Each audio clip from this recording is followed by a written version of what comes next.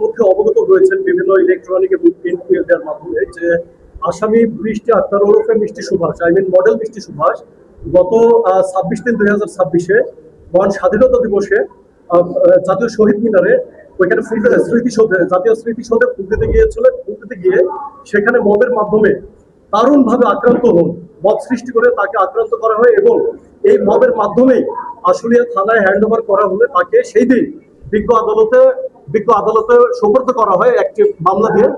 সেই মামলায় মিষ্টি সুভাষ বিজ্ঞ আদালত থেকে জামিন পেলেন। পাওয়ার পরে যেমন জামিন পেয়েছেন ঠিক তার পরবর্তী মুহূর্তে আমরা জামিননামা দাখিল করলে এইভাবে আজকে আরেকটি মামলায়, সমস্ত মামলা মিলে আজকে চতুর্থ মামলায় এই মিষ্টি সুভাষকে আজকে সোন অ্যারেস্ট দেখানোর আবেদন করেছিলেন বিজ্ঞ আদালতে। আমরা সোন অ্যারেস্ট না দেখানোর জন্য আবেদন করেছিলাম আমরা আমাদের পক্ষ থেকে। বিজ্ঞ আদালত শুনানি, দুই পক্ষের শুনানি শুনলেন। শোনার পরে এই মামলায় আজকে সোন অ্যারেস্টের আদেশ দিলেন এবং আজকের এই মামলা সহ মিষ্টি সুভাষের নামে সর্বমোট 4টি মামলা অন্তর্ভুক্ত হলো। আমরা মিষ্টি সুভাষের মামলায় বলেছি আর যদি কোনো রকমের পলিটিক্যাল কোনো কালার যদি থেকে থাকে, যদি পলিটিক্যাল ব্যক্তি হয়ে থাকে, তাহলে বিজ্ঞ আদালত এটা তদন্ত করুক, তদন্তর আদেশ দিন। কিন্তু বিজ্ঞ আদালত আমাদের সেই কথাটা শুনলেন, শুনে ওনাকে সোন অ্যারেস্ট দেখালেন এবং আজকের যে মামলা, সেই মামলা আপনাদের জেনে রাখা ভালো, 5/8/2024 রুহুল আমিন নামের এক ব্যক্তি, উনি ঘটনার বাদী হয়েছিলেন, ঘটনা দেখিয়েছেন 5/8/2024 এবং মামলাটা দায়ের করেছেন সেই বছরেরই অক্টোবর মাসে বিজ্ঞ আদালতে একটা পিটিশন মামলা দায়ের করেন, যেখানে 53 জনের নাম স্পেসিফিক ভাবে একদম সুনির্দিষ্ট অভিযোগ নিয়ে এসে 53 জনের নাম উল্লেখ পূর্বক মামলা করলেন। সেখানে আমার নাম নেই, আমার ঘটনার সাথে সম্পৃক্ততার কোনো কিছুই দেখাতে পারলেন না এই মামলা তদন্তকারী আয়োগ।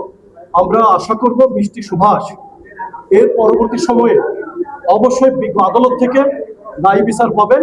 আমরা অবশ্যই আশাবাদ ব্যক্ত করি। উনি একজন বীর মুক্তিযোদ্ধার সন্তান এবং এই বীর মুক্তিযোদ্ধার সন্তান হিসেবে উনি যেটা করেছিলেন, জাতীয় স্মৃতিসৌধে উনি শ্রদ্ধা জানাতে যেতেই পারে। শ্রদ্ধা জানানো এটা শুধু একক কোনো ব্যক্তির নয়, এটা আপামর বাঙালি যারা আমরা স্বাধীনতায় বিশ্বাস করি সকলের জন্য স্বাধীনতা দিবস, মহান বিজয় দিবস। আমি মনে করি এখানে কোনো অপরাধ হবে।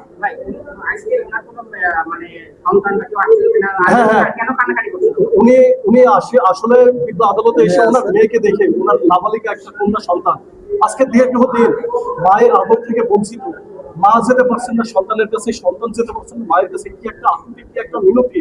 আজকে বিজ্ঞ আদালতে যখন এই মিষ্টি সুভাষের নাবালিকা কন্যা বিজ্ঞ আদালতে যখন উপস্থিত হন, তখন আসলে কান্নার রোল পড়ে গেছিল। সেখানে আমরা অনেক বিজ্ঞ আইনজীবী আমাদের হৃদয়কে কেঁদে উঠেছে, আমরাও সেখানে আমাদের মর্মাহত হয়েছে, আমাদের মন দুঃখে ভারাক্রান্ত হয়ে গেছে।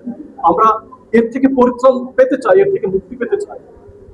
মানে মেয়ের সাথে দেখা হওয়ার পরে কোনো কথা বলতে পারছি আসলে কি বলবো, মা দেখেন, মায়ের মন, বাচ্চার মন, মেয়েকে দেখার সাথে সাথে মিষ্টি সুভাষ তার মেয়েকে কাঠগড়ায়, এখানে আইন মানে না, এখানে জজ মানে না, এখানে ব্যারিস্টার মানে না, এখানে সকল কিছুর মধ্যে মা সন্তানের ভালোবাসা। কোর্টের ভিতরে মিষ্টি সুভাষের মেয়ে যখন উপস্থিত হয়েছে, মিষ্টি সুভাষ তাকে কাছে টেনে নিয়েছে। মিষ্টি সুভাষ সকল কিছুর ঊর্ধ্বে থেকে উনি বিজ্ঞ আদালতের ভিতরে জড়িয়ে ধরে তার মেয়েকে হাওমাও করে কেঁদে দিয়েছেন।